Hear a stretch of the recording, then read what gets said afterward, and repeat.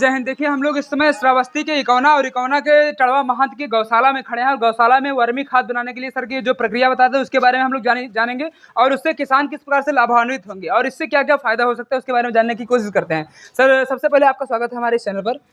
Hello, thank you. क्या नाम पड़ेगा सर जी आपका? मेरा नाम अनुराग है जी। और मैं पंचायती राज विभाग के साथ देवीपाटन मंडल में काम कर रहा हूँ। जी जी जी। तो ये सर जी खाद बनाने की जो प्रक्रिया है किस तरीके से करनी है, किसान को क्या फायदा इससे होगा? जी, देखिए ये वर्मी कंपोस्टिंग इसको बोलते हैं। जी। और जो काऊ डंक है या जो बफेलो डंक है उससे केंचुओं की मदद से एक जो खाद बनता है उसको वर्मी कंपोस्टिंग खाद बोलते हैं। वर्मी कंपोस्टिंग खाद की जो कंटेंजेंसी है वो बहुत अच्छी होती है और जो आम आप गोबर सड़क पे डालते हैं या ढेर पद्धति से बनाते हैं या दूसरी पद्धतियों से जो बनाते हैं उसके कंपेयर में ये 4 गुना ज़्यादा बेहतर रहती है और कम क्वांटिटी में यूज़ होती है जी। तो इसको श्रावस्ती ज़िले में है, इकौना विकास खंड में। इस ग्राम पंचायत में ये गौशाला है, गौशाला में लगभग 400 गायें हैं, तो बहुत मात्रा में यहाँ पर काऊ डंक आसानी से मिल जाता है। जी।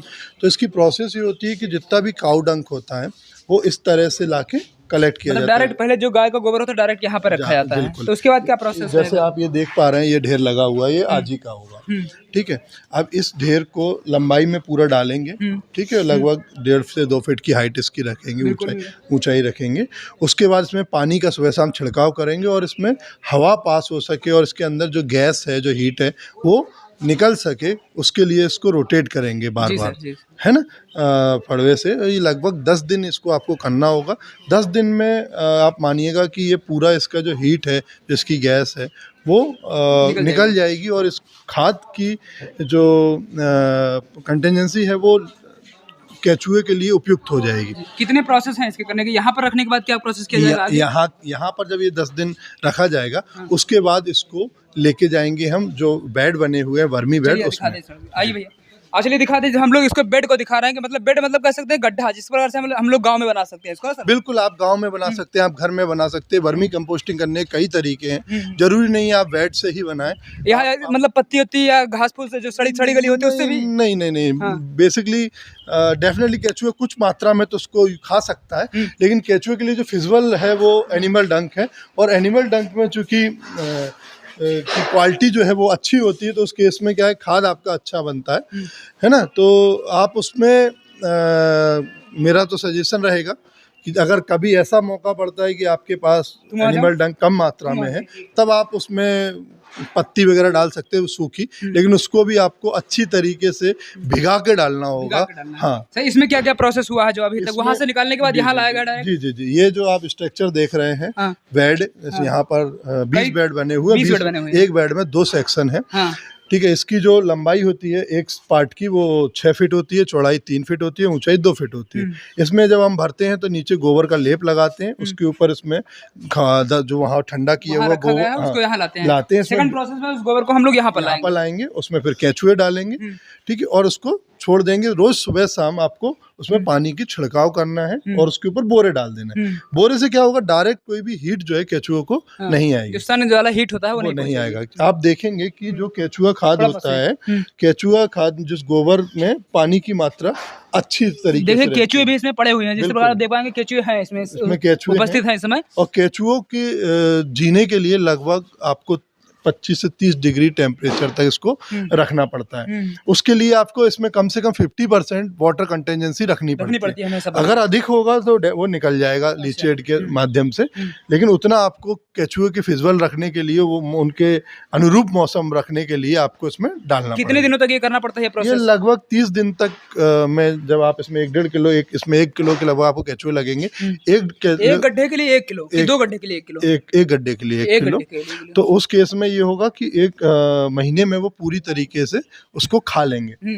ये 2 गड्ढे इसलिए बनाए जाते हैं कि अगर आप एक बार में इसमें जैसे आपने खाद बनना डाल दिया, 25 दिन तक इसमें ये रखा, और फिर उसके बाद आपने ये दूसरा भर दिया, 5 दिन में वहां से जो पूरा खाद जो खाना खत्म हो जाएगा, तो खाने की तलाश में केंचुए दूसरे अपने आप ट्रेवल करेंगे और इसमें जो बने हुए छेद हैं अच्छा, इसमें छेद बने हुए हैं नीचे, पूरी इस दीवार में पूरे छेद बने हुए हैं इधर से इधर जाने के लिए। तो वो खाद अपने आप केचुए भोजन की तलाश में दूसरे पिट में आ जाएंगे। तो मतलब इसको 25 दिन के बाद इसमें भरना है कि साथ ही साथ भर देना? साथ में भी भर सकते हैं, क्योंकि हमारे पास गोबर ज्यादा है तो हमने एक साथ दोनों में किया। और सर जी, इसका जो पानी निकल रहा है इसका क्या उपयोग है? वर्मी वॉश या लीचेड कहते हैं। वर्मी वॉश भी एक तरह का लिक्विड कंपोस्टिंग होता है। हम इसको आप नाली के माध्यम से आप देख रहे हैं पूरा जाएगा और वहां से चैम्बर बना हुआ है, उससे चैम्बर में एकत्रित हो जाएगा। हाँ, बाहर चैम्बर में एकत्र हो जाएगा। चैम्बर में एकत्र होने के बाद हर हफ्ते हम उसको खाली करके और उसमें डाल देते हैं। जो हमारे बॉक्सेस हैं उसमें डाल देते हैं और बॉक्सेस में डालने के जो आप देख रहे हैं कंटेनर इनमें, और जब ये भर जाते हैं तो हम उसमें फिर कुछ हमारे मार्केट में विक्टोरियास अवेलेबल हैं, कुछ हम सिरका और गुड़ का घोल में उसमें मिक्स करके इसमें डाल देते हैं, उसको पैक कर देते हैं। तो ये भी एक अच्छा लिक्विड कंपोस्टिंग हो जाता है। ये लिक्विड कंपोस्टिंग आमतौर पर सब्जियों में या चाय की पत्ती के बागों में छिड़कने के लिए बहुत अच्छा होता है। पेस्टिसाइड की आवश्यकता आपको नहीं होगी उस केस में जब आप इसको छिड़कते हैं। श्रावस्ती के किसान इस समय जो ये जिला है यहाँ किस प्रकार से लाभान्वित इस समय हो रहे हैं? अगर ये शुरू हुआ है कि देखिए मेरी बात, किसान को वर्मी कंपोस्टिंग चाहिए था। किसान वर्मी कंपोस्टिंग को जानता है, किसान को पता है कि केचुआ किसान का सबसे अच्छा मित्र है, पर इसमें होने वाली प्रोसेस के चलते है ना, क्योंकि आजकल सारी चीज़ें मशीनरी से हो रही हैं, लेकिन केचुआ तो मशीन से नहीं आप पाल सकते। उसके लिए आपको उसको आपको पकड़ना पड़ेगा, उसकी सेवा करनी पड़ेगी, उसका ध्यान रखना पड़ेगा। तो उस सब को ना करने के वजह से आप आमतौर पर किसान मार्केट में यूरिया, DAP और उन चीज़ों का ज़्यादा उपयोग जितने भी उर्वरक होते हैं उनका प्रयोग करता है। हाँ। लेकिन जब हम उसको किसान को जब इस खाद मिलने लगता है, जब वो किसी और को देखता है, ये ह्यूमन नेचर है कि इंसान शुरुआत करना नहीं चाहता, लेकिन जहीं कहीं से वो शुरुआत होते देखता है तो उसको रियलाइज होता है कि अरे इसमें तो कुछ नहीं, मैं भी कर सकता हूं। मतलब जो हमारे पूर्वज खेती करते आ रहे थे वो ज्यादा बढ़िया था आज के मुकाबले में। एग्जैक्टली। तो अब जब हम किसानों से ये खाद देखते हैं तो किसान हमसे यहाँ पे अभी इससे पहले वाला जो स्लॉट था 10 क्विंटल का, वो सब किसानों ने खरीद लिए। 5 रुपए किलो में सब यहाँ से खरीद ले गए। 5 रुपए किलो पड़ जाता है। हाँ, आज हमारे पास इतना डिमांड है इसका कि इसकी रेट 10 रुपए किलो में भी लोग लेने को तैयार है। और हम हमको इंडिविजुअल नहीं बेचना, कुछ FPOs हैं, फार्मर प्रोड्यूसर ऑर्गेनाइजेशन, वो और एग्रीकल्चर विभाग हमसे कॉन्ट्रैक्ट कर रहा है। हमने डिस्ट्रिक्ट में केचुए खाद को या तथागत केचुए वर्मी कंपोस्टिंग का नाम से प्रोड्यूस कर रहे हैं, पैकेजिंग कर रहे हैं और पूरा एग्रीकल्चर डिपार्टमेंट के थ्रू वो सेल हो रहा है। 1 बीघा है जिस तरीके से 20 बीघा हम लोग इसको कहते हैं, मतलब छोटा बीघा चलता है। आप उधर कुछ जगह में बड़ा बीघा चलता है, जो बड़ा बीघा होता है एकड़ के आपको बता सकता हूँ, क्योंकि उसमें कंफ्यूजन बना रहता है। 435 का 1 बीघा होता है। मैं आपको 1 एकड़ का बता देता हूँ कि नॉर्मल आप समझिए कि आप जो अपना नॉर्मल खाद 1 एकड़ में लगभग आप डालते थे 5 ट्रॉली, हम यहाँ पर आपको बोलते हैं कि आपको जहाँ आप 500 फीट डालते थे, आपको 500 फीट डालने की आवश्यकता नहीं, आप सिर्फ 50 फीट डालिए वर्मी कंपोस्टिंग। 50 फीट आप वर्मी कंपोस्टिंग डालिए और आपको 1 एकड़ आपका तो किलो के हिसाब से कितना पड़ जाएगा 1 एकड़ में? लगभग मेरा अनुमान है 1 एकड़ में आपको लगेगा 5 क्विंटल के लगभग। 5 क्विंटल के लगभग 1 एकड़ में। तो इस प्रकार आप लोग समझ पाएंगे कि 1 एकड़ आपको बोना है और खाद डालना है वर्मी कंपोस्ट का, तो 5 क्विंटल लगभग खाद का प्रयोग करना पड़ेगा। और इस तरीके से बनाया जाता है। अगर आप लोग घर पे ना बना पाएँ और ऐसी सुविधा ना दे पाएँ तो यहाँ से आप लोग खरीद भी सकेंगे, यहाँ के किसान भी लाभान्वित होंगे। और इसके बाद जो कंपनियां हैं तमाम वो भी संपर्क करती है, अगर वो उनके द्वारा आप खरीदेंगे तो कुछ हो सकता है आपको ज़्यादा पैसा पड़े, कॉस्टली पड़ जाएगा। लेकिन जब डायरेक्ट आप लोग किलो में केचुआ देते हैं, आप जब कोई FPO से लेंगे वो 200 रुपए किलो में देगा। बस यही अंतर है कि अगर सरकार कुछ कर रही है तो उसके साथ हमको मिलकर चलना चाहिए, और प्राइवेट कंपनी भी हमको साथ देती है, ऐसी बात नहीं है, लेकिन हाँ सरकार देती है तो कुछ थोड़ा हमको रियायत मिल जाती है। बिल्कुल बस। और सर जी इसका मतलब इसके बाद पानी इकट्ठा हो जाता है, ये बन जाता है, उसके बाद क्या उसको लिक्विड कंपोस्ट करते हैं, उसके बाद हम उसको पैकेजिंग करके और सेल कर देते हैं। पैकेजिंग करने के बाद सेल किया जाता है पूरा। एक पैकेट में कितना किलो भरते हैं लगभग? डिपेंड करता है कितना ऑर्डर है, कितना ऑर्डर। 2 किलो का भी है, 1 किलो का ही पैकेट है, 10 किलो का, 20 किलो का भी। इस प्रकार से आप लोग खरीद सकेंगे। और ये है जो सबसे बढ़िया काम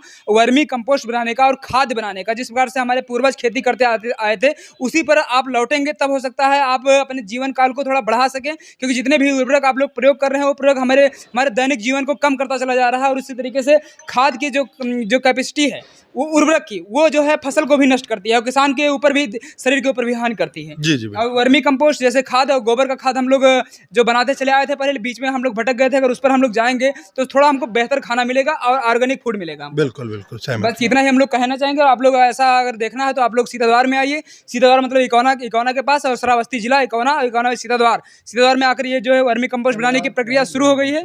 और ये टड़वा महंत पे आप पहुंचेंगे तो यहाँ पर देख भी सकेंगे, यहाँ से जानकारी भी ले सकेंगे और कितना क्या छोड़ना है वो सब आपको जानकारी यहाँ पर मिलेगी।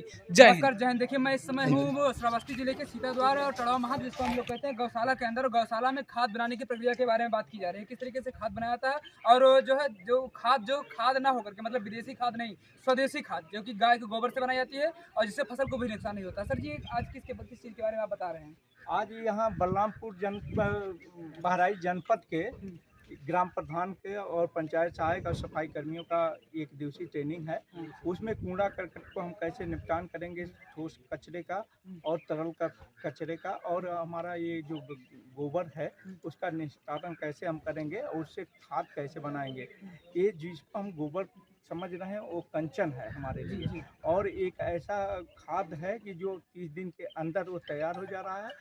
इससे हमारा ये जो रासायनिक खाद है इससे हमको मुक्ति मिलेगी और एक जैविक खाद के रूप में हमको मिलेगा, जो हमारे स्वास्थ्य के लिए, हमारे खेतों के लिए, हमारे खेतों के स्वास्थ्य के लिए बहुत फायदेमंद होगा। सर ये जो आप यहाँ पे बना रहे हैं किसके लिए उपयोगी रहेगा? किसान भी यहाँ से ले जा सकते हैं? यहाँ से किसान भी ले जा सकते हैं और ग्राम पंचायतें हमारी ले जा सकती हैं और नर्सरी वाले ले जा सकते हैं। इसमें जो आपके वर्मी कंपोस्ट होंगे और लीच उसका जो निकलता है वो का सीरम निकलता है, उसको हम छिड़काव कर सकते हैं। चाय की बागानों में कर सकते हैं, आम के मोड़ में कर सकते हैं। इससे होता है कि आम के मोड़ जो होते हैं वो टिकाऊ रहते हैं, वो झड़ते नहीं हैं और आम की साइज बढ़ जाती है। और सर जो यहाँ पर गोबर की खाद पूरी पड़ी है, तो मतलब यहाँ अगर किसान आए तो किस प्रोसेस से वो अगर प्राप्त कर सकेंगे यहाँ पर आकर के? ये आके यहाँ अभी ग्राम पंचायत निर्माण कर रही है और ग्राम पंचायत इसको तथागत के नाम से बेच रही है, तो ये खरीद सकते हैं ग्राम पंचायत से। और ग्राम पंचायत इस पर छूट दे रही है, तो जो बाजार में मूल्य है उससे 50% डिस्काउंट यहाँ। कितने में अगर एक ट्राली लेना चाहें तो ट्राली के हिसाब से? हाँ मिल जाएगा तो कितना इसका रेट रहेगा? अब वो ग्राम पंचायत तय कर रही है। ग्राम पंचायत तय करेगी। और यहाँ पर सर ये बनाने की विधि क्या है, इसको बता दीजिए थोड़ा सा। इसको बनाने की विधि जैसे गोबर को हम लेंगे, ताज़ा गोबर को हम उसमें नहीं डालेंगे, गोबर को लेंगे, इसको बेड बना लेंगे और बेड को 10 दिन हम पानी का छिड़काव करेंगे उसमें और उलट पलट करते रहेंगे ताकि उसमें से जो मीथेन गैस है वो निकल जाए, मीथेन गैस निकल जाएगा और उसमें जीवाश्म पैदा हो जाएंगे।